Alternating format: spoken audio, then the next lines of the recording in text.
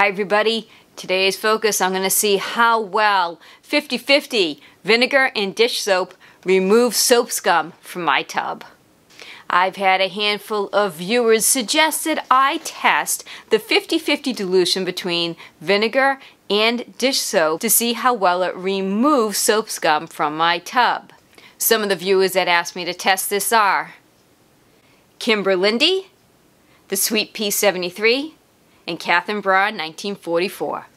I have tested removing soap scum in my tub in previous videos. I've used my Bissell handheld steamer, the pink stuff, CLR Brilliant Bath, and the Norwex Cleaning Paste. So I'm going to compare this 50/50 solution to those previous tests. Also, if you're interested in seeing how well this 50/50 dilution removes bacteria in your home, stay tuned because I'll have a video about that coming up.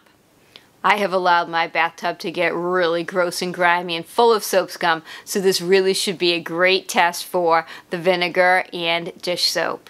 Let's see how well it removes soap scum in my tub.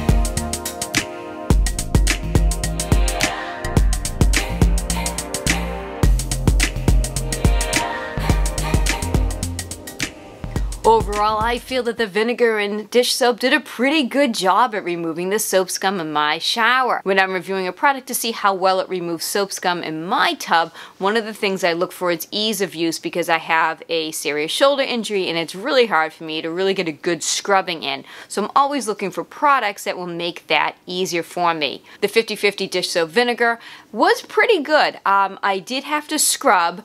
I had to scrub harder than the CLR Brilliant Bath, but less hard than when I use the pink stuff. This combo also gets very, very sudsy, so I did have to rinse it longer than I did the CLR Brilliant Bath or even the pink stuff. That's not a big deal, but it does need to be rinsed a little bit more thoroughly so you don't leave slippery soap on the bottom of your tub.